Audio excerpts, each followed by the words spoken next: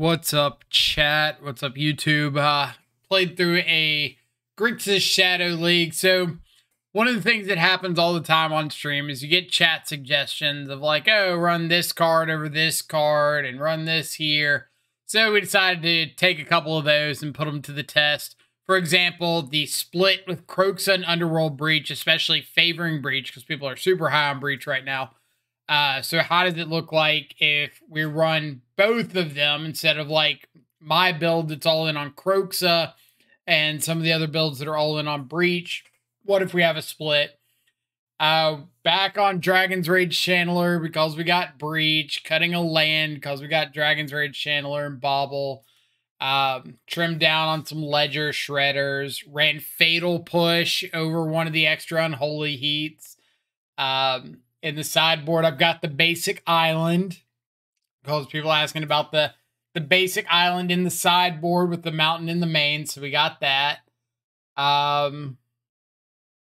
Yeah, bunch of stuff like this. So we're going to see what happened this league. Other than that, pretty stock Grixis Shadow Shell. We've got like the 4 Ragavan, 4 Shadow, 4 Thoughtseize, 4 Iteration, 4 Drown. In this case, 4 Channeler, 2 Bolt, a Push, 3 Heat, 2 Terminate. I'm really high on Terminate right now. A bunch of Scam running around, bunch of like pitch elementals and stuff. So having the extra unconditional removal spells really, really nice. Cut down on the Ledger Shredder to make room for a little extra interaction. But Shredder is good with like enabling Breach, enabling Kroxa, stuff like that. In the sideboard, I've mentioned before that I really don't like having the basic island in the board. And it's mainly because if you think it's important enough to run in the 75, just play it in the main. Like, you're probably not bringing out Kroxa in the Blood Moon matchups. So why not just deal with having Kroxa and Island? And obviously we'll keep an eye on if we bring in the Island, will we still be able to escape Kroxa? Because that's one of the things I love pointing out. Otherwise, in the board, couple Flusterstorm, couple Spell Pierce, Stress Downs, a Mystical Dispute, Kaito overperforming for me, really.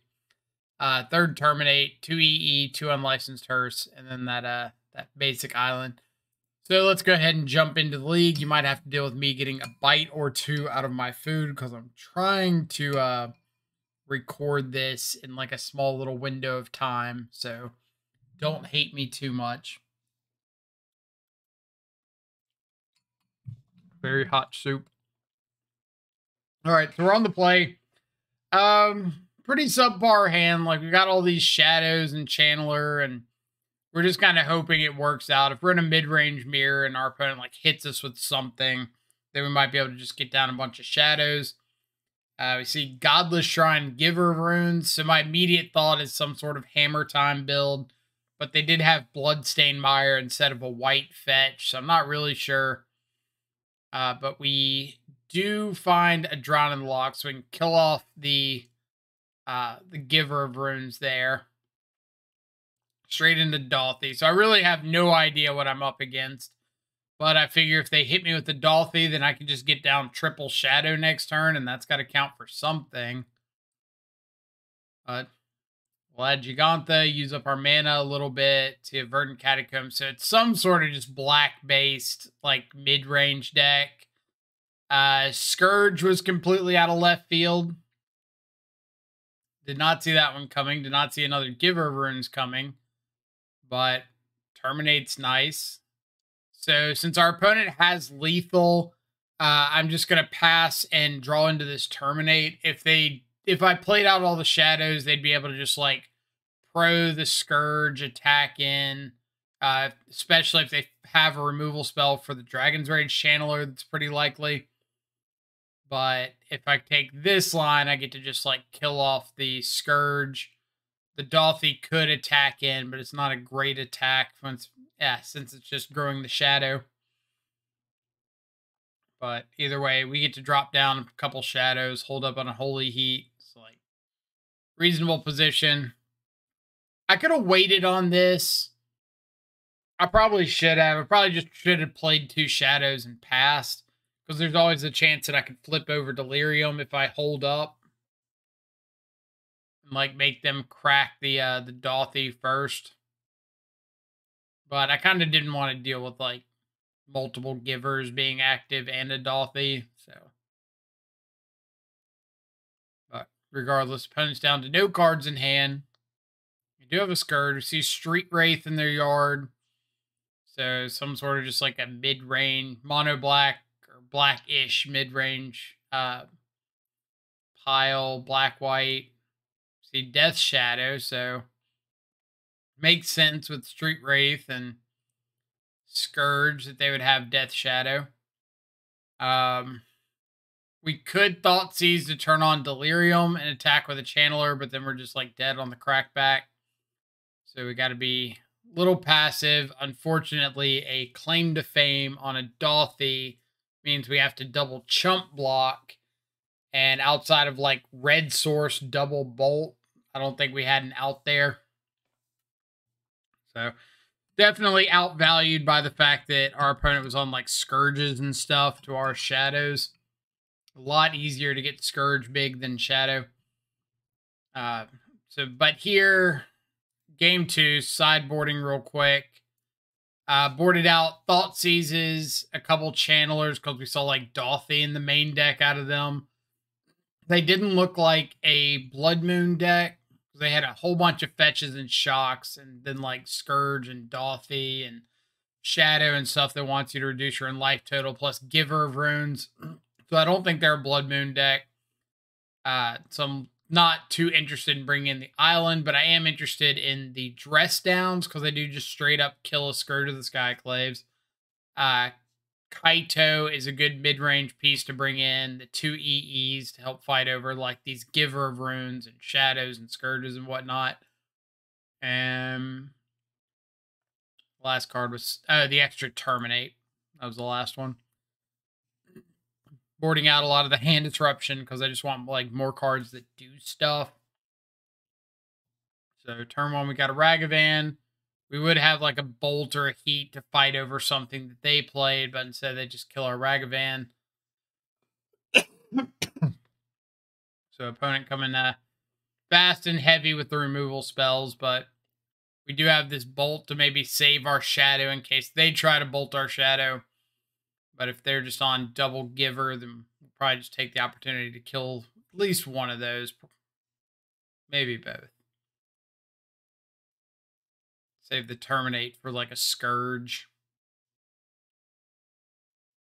I could have gotten the second Shadow, but I don't think the second Shadow is like too important right here. I think it's more important to just like keep the board clear. Have Iteration as my card advantage spell.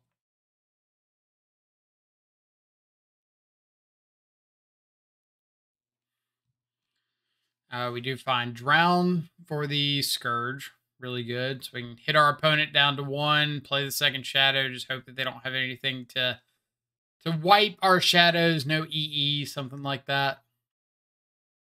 But on to game 3. I don't think we really changed up anything in the sideboard between game 2 and 3. Here we do have a Ragavan. We're just like hoping to find a blue source that would enable the Drown in the Lock to Shredder. I could save the Bauble to try to find a blue source and Shredder plus Bauble next turn. But I would rather go ahead and try to find the blue source now because Drown in the Lock on like an opposing Scourge here would be really, really big. But alas, we are not finding it. But if our opponent's just like spending their cards, they claiming a Kroxa and doing that stuff, that's fine.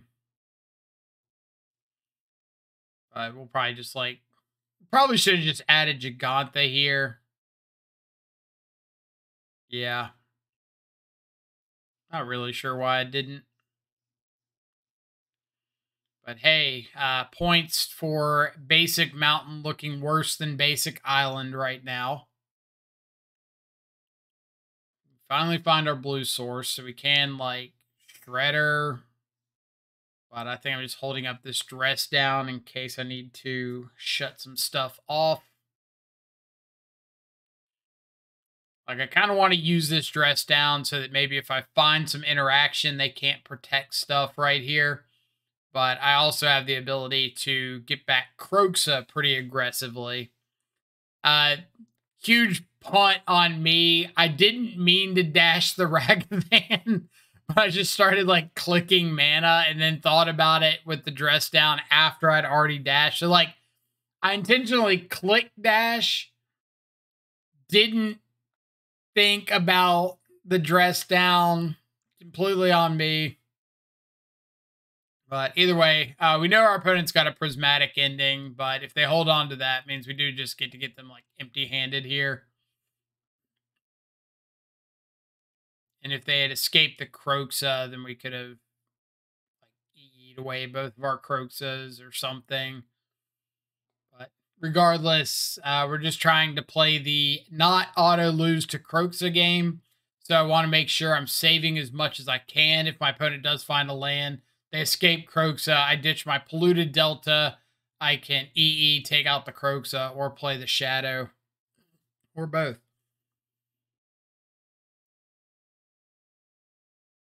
But until that point, we're just going to play our game. Scourge is pretty decent, but we do have some answers. We can like EE on 1, take out the Giver, terminate the Scourge. But I kind of like this EE on 2 play, because if my opponent finds the land and gets back the Kroxa here, then we get to take out both the Kroxa and the Scourge. And now we're set up for a really cool play of they escape Kroxa, we ditch the Gigantha, EE takes out the Scourge and the Kroxa, untap, fetch Shock down to 1, terminate the Giver runes, and we just have lethal with known information. So right on schedule, pop the EE, untap. Bauble doesn't matter. Fetch Shock with the Tarn. And terminate the Giver, because it cannot give itself protection. Even if it could, they'd have to tap it to do it. So end up taking that match. A little dicey there in the middle, but also some misplays. But on to match number 2. The first hand was like 1 basic land and nothing else, so easy throwback. Second hand, we've got a Ragavan. We do see that they've got a Fury, so it's Scam. They do decide to scam the Fury instead of the Grief. I actually think that they should have scammed the Grief and saved the Fury. But because I think like getting expressive iteration out of my hand is more important than getting the Ragavan off the board right there. But to each their own. Either way, like with them picking up the Ragavan, we're in pretty bad spot anyway.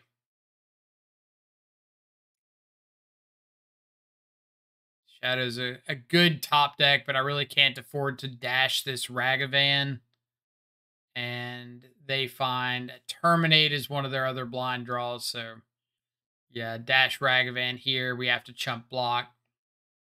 Even if we find an answer to the Fury next turn, they can still dash Ragavan again. Sideboarding out like some Drowns and Channelers, because they're usually bringing in Grave Hate, either Hidetsugu or like Unlicensed Hearses. And then board out some Thought Seizes, because they're just very bad when you get into like the mid to late game top deck war. They're better on the play than the draw, but honestly, I don't think they're good either way. Opponent cast the Grief here. Thankfully, they underestimate our ability to keep live spells. So we are able to just like sneak in our fully land hand behind it. We did board in the basic island here, so just hoping that has some value. But if they're missing land drops and we just get to like play draw go a little bit, then hopefully we'll find something eventually. Hearse is fine, so we just have like a 5/5 body beating in. I don't know why my sideboard, I should have clicked that away, but I guess I didn't. Oh well. Yeah, they can crew hearse here, but now that we've got like the lightning bolt, we can attack pretty freely. And if they crew and block the shadow and then go to eat something, we can like bolt the hearse in response. If they don't do anything, if they try to make like this play, we can bolt the Ragavan. So anyway, we're kind of covered from whatever scam shenanigans they try to pull there. Game 3, no real changes in sideboarding. Like I said, I'm even less excited to have Thoughtseize on the draw. But I think I ended up bringing one back in because I saw Unlicensed Hearse and wanted to drop another Channeler.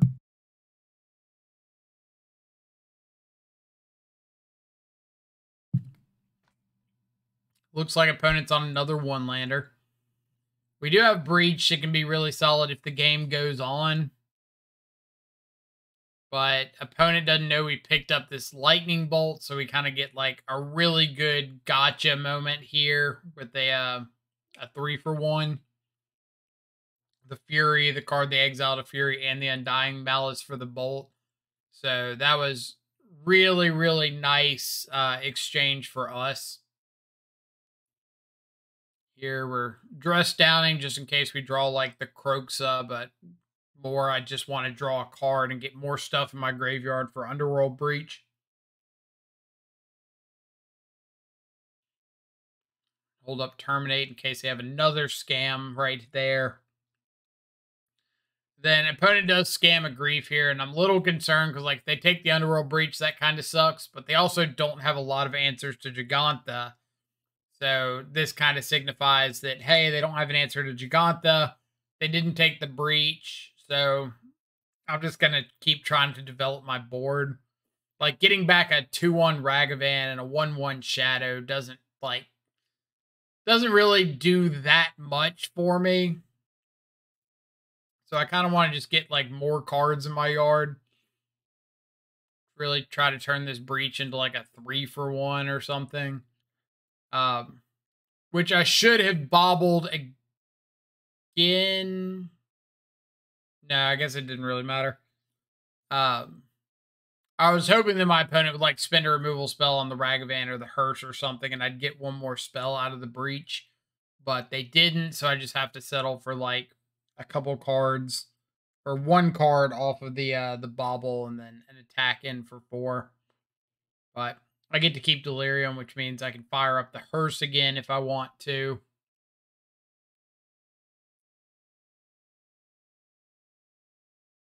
Do have a push this time, just fine. We're just sitting on our bobble and fetch and terminate, and we see Kaito, and Kaito's got to be awesome on like a clear board, right?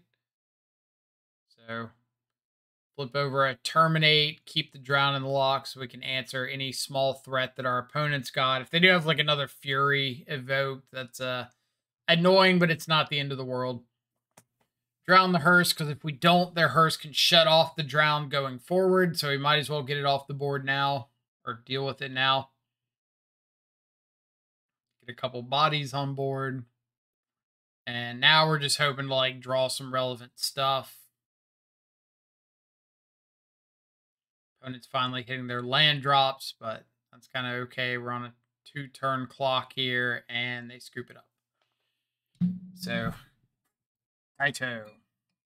I don't think Kaito necessarily like won that game, but definitely good to have a Planeswalker on an empty board.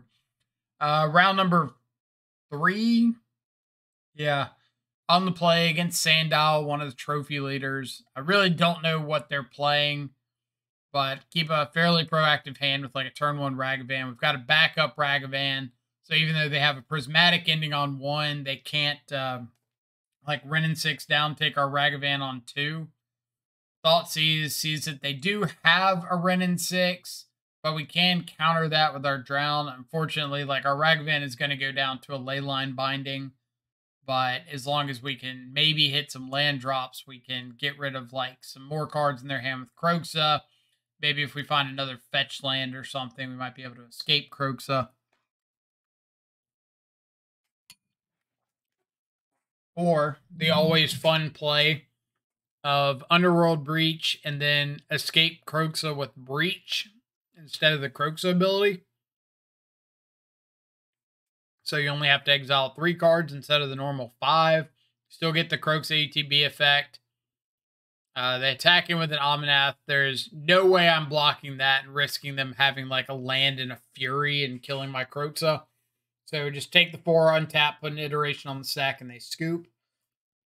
Sideboarding, boarding out some like channelers and Ragavans because we saw prismatic endings. We saw endurance. Boarding out some drowns because I saw endurance. Board out a Thoughtseize on the draw because of like Veil of Summer. Board in Mystical Dispute, the Dress Downs, Kaito, the extra Terminate.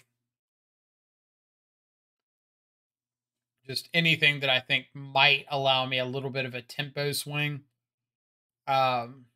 Here, I want to attack them instead of Ragavan so that if they are playing something like Risen Reef, I might be able to Mystical Dispute it. Risen Reef to Fairy, Expressive Iteration, anything like that. I kind of want to be able to fight over. Iteration of my own finds another shadow. I don't really want to go like all in on a bunch of shadows because if they do have a Solitude, I could just end up 2-for-1ing myself. But if they want to just 1-for-1 with Leyline Bindings, that's pretty okay. I'm going to have to stop this Wrenn from ulting eventually, but at least in the meantime, I'm not too worried about it.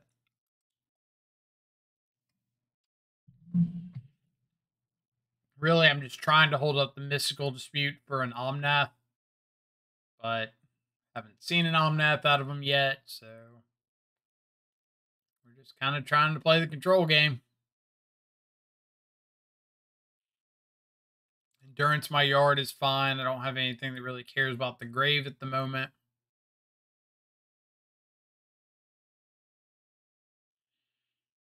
More Leyline Bindings would be pretty unfortunate. Not hitting the land there is a little unfortunate.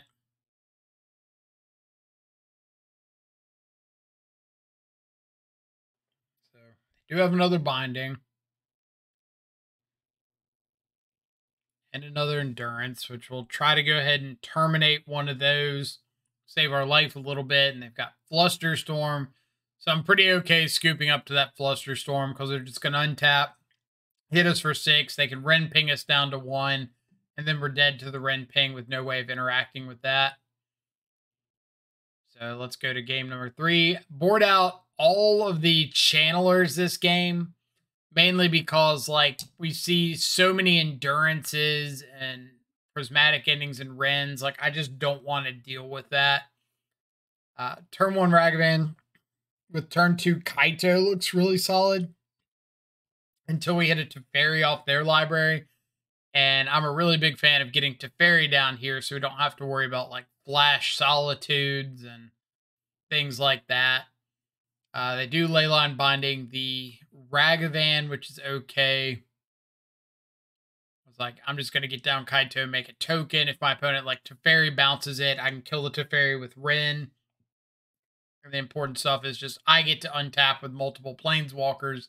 They do not. If they did want to, like, evoke a Fury or spend a removal spell on the token, that was A-okay too. But because Kaito blanks out or phases out during their turn, I don't have to worry about them killing the Kaito while I've got the Teferi out. We get to bounce the Risen Reef. We've got the extra land, so we can Mystical Dispute it on the way back down or Dress Down it. And opponent just ends up scooping. Can't contain the Kaito value. So we'll take it. On to match number 4. Yeah. Match 4 on the draw. Again, bunch of channelers. We've got Breach. Terminate's good. Want to at least spend one of these baubles to try to smooth out my draws. I don't need to use the second one yet. I can save it for, like, after I get the channeler. Savai Triome and Stubborn Denial means Zoo, like, 100%. And that's kind of confirmed with Neshoba Brawler here. Flip over the iteration to give myself deliriums. Go ahead and get more cards in the yard for Underworld Breach. Since I've got this other channeler in hand, I probably wouldn't be casting iteration next turn anyway, since I don't have double red. And I need to play out to the board a lot better. So I'm pretty okay just like flipping that. So pick up a bunch of shadows and a fetch land. So now we can get down double shadow, Dragon's Rage Channeler. And if our opponent does use like that bolt to start killing our threats, then that could make a good breach.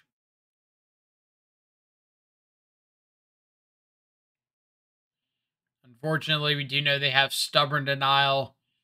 So as soon as we breach, the thought is if I find Fatal Push really quickly, I can use that and like double spell and kill the Miglos.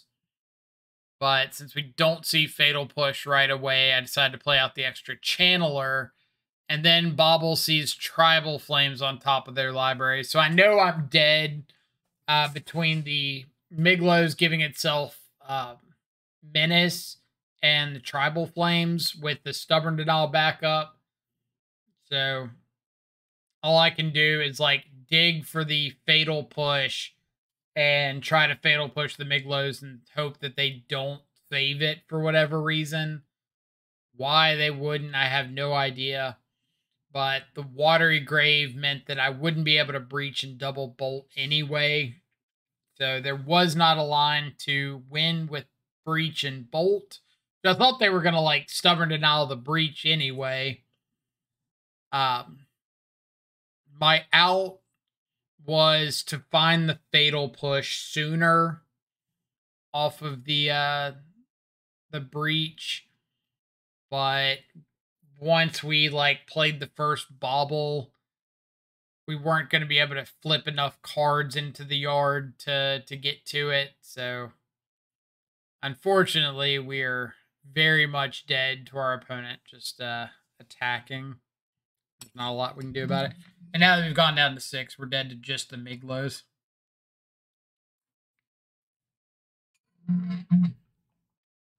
So let's just hope for whatever reason they don't see it. And they do. So on to game number 2.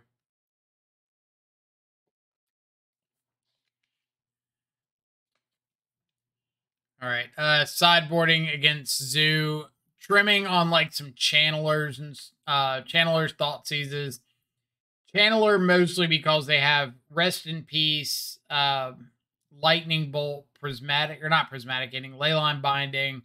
A lot of lists are running Hidetsugu post board.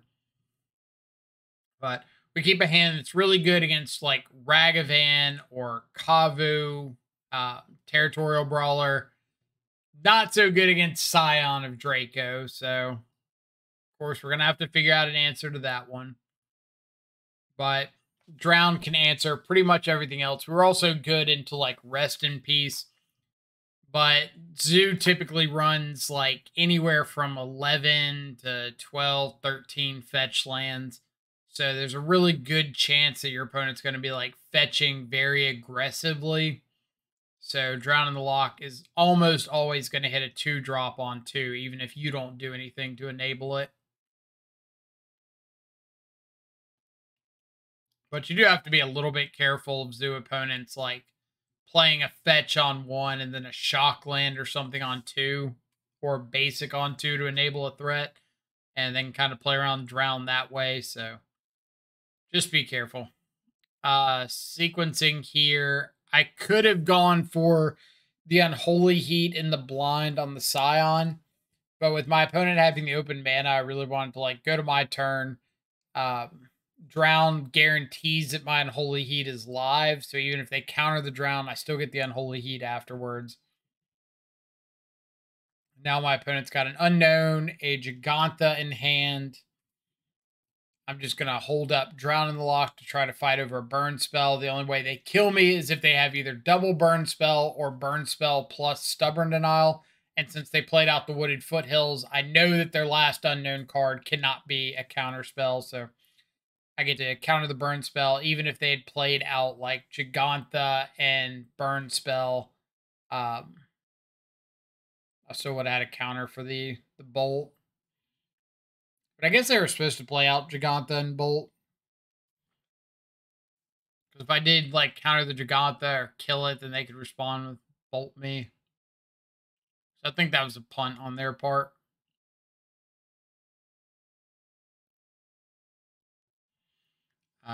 On the play, Channeler again. Channeler dying to bolt. This is like another reason that I've been enjoying the Kroxa and what's it called? Kroxa and Ledger Shredder heavy list is you take away a lot of these removal spells that your opponent might have early.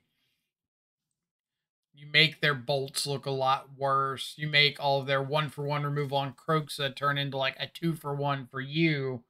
Sometimes a 3-for-1 because you played the front half of Kroxa. You escaped it, ditched 2 cards, and they had to use a third one to actually get rid of the Kroxa. Ragavan hits my Underworld Breach, which is a little annoying, but could be worse. Like, at the end of the day, we do have Drown and Lock to fight over something. Opponent's been kind of dead on their draws. We know they have a Hidetsugu in hand that we saw off Bobble.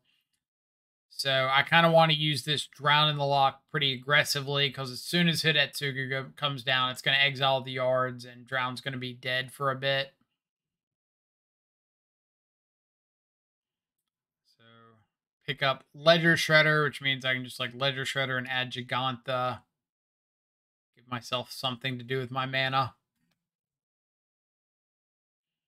They add Giganta, iteration, fantastic pickup. I'm just going to like keep the iteration train rolling. So we see Hidetsugu, Giganta, Stubborn Denial, Ragavan. Take the Ragavan so I don't have to spend this Drown in the Lock on something trading down on mana. But again, kind of like the last round, I want to use this one aggressively because if I don't, Hidetsugu is just going to like nuke the yards anyway. So I get no benefit holding on to it. We know they've got a Giganta they're far away from casting, a Stubborn Denial that's not really doing a lot. We picked up a Breach, and now we've got like Dress Down to maybe fight over something. We've got Underworld Breach to fight over some stuff. Put Breach on the sack. Go for the bolt line. Start throwing some bolts at them. Since they only have soft Stubborn Denial, I know that like 3 of these bolts are going to resolve. That means it's lethal. And opponent scoops it up. On to match 5. Playing for the trophy. On the draw, opponent's got a Dark Steel Citadel and a Springleaf Drum, so we're up against Affinity. Really unfortunate. This is like a really, really bad matchup for us. Especially since that basic island in the sideboard would normally be some flex spot like a K command or a third Dress Down, both of which are really, really good in this matchup. But we get at least some channelers online pretty aggressively. Opponent's going to develop their board. Would have liked the 3rd land drop, but at the same time, we do get to like kill one of these, keep attacking him with our channelers, maybe get down a Shadow next turn, potentially a Ragavan as a chump blocker. Since they got the Relic, I kind of want to go ahead and use the Drown, just so that I don't have to worry about it being shut off in future turns. And I know it's going to kill a construct regardless, so might as well. I'll go ahead and get down our double threat here. We know we're going to have to chump block more than likely, but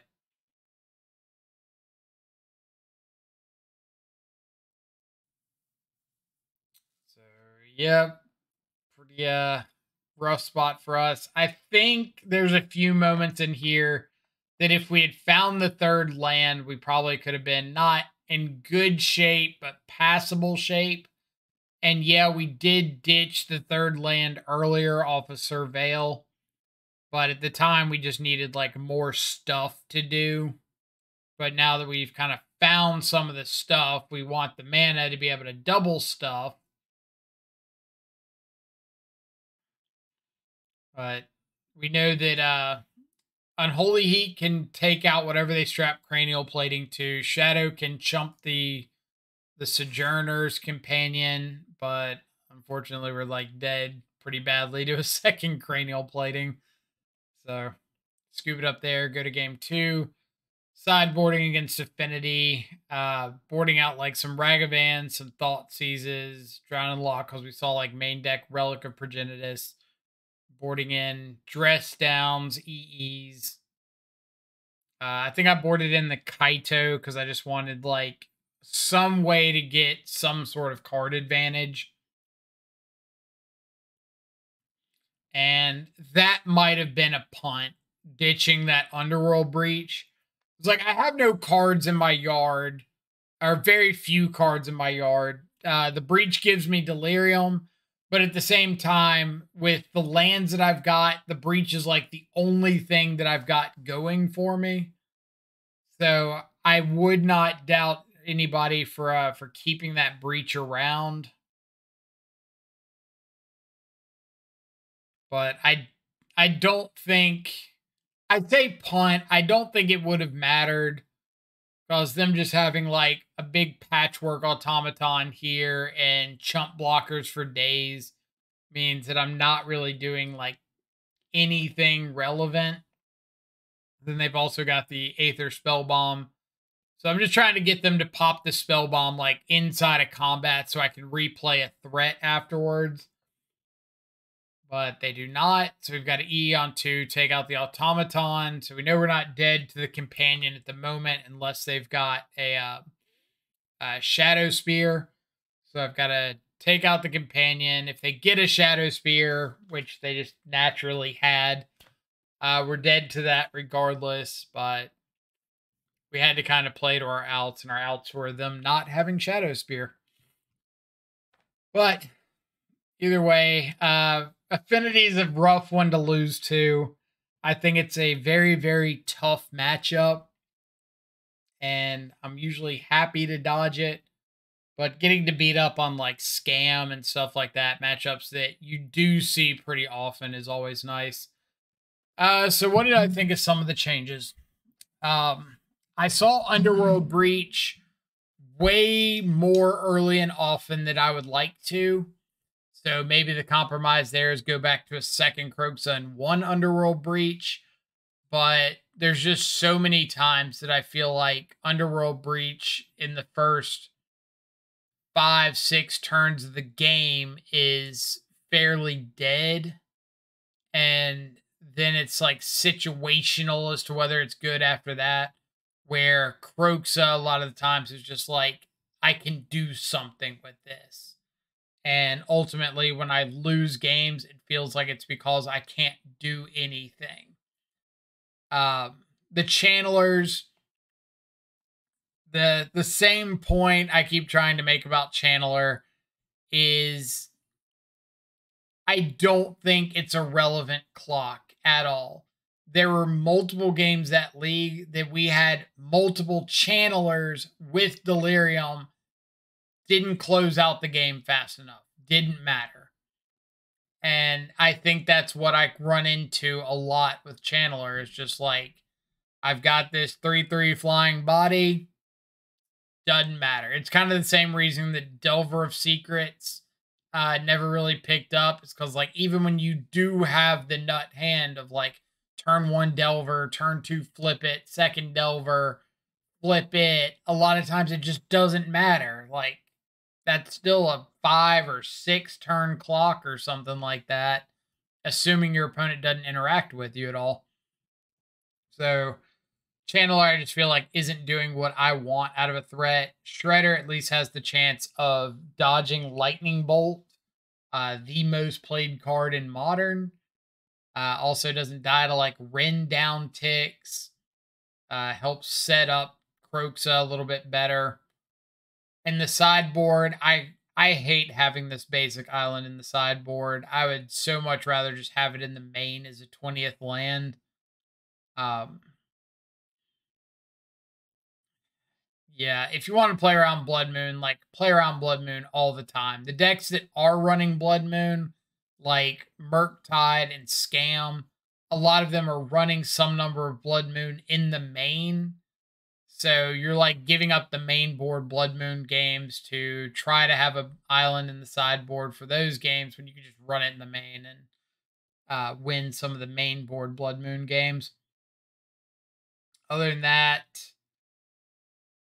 yeah, just rough way to end that league. I felt like I didn't have a fighting chance against Affinity. I don't think I want to knee jerk and like run a Culligan's command or anything, but Alpine Moon's one I've been on and off. Wouldn't be opposed to keeping the Alpine Moon around. Other than that, yeah, I hope y'all enjoyed the league. If you have any questions about the list or any considerations of what to try next, please leave a comment down below. Otherwise, have a fantastic rest of your day. Enjoy some good food and company. Catch y'all back live later. Adios for now.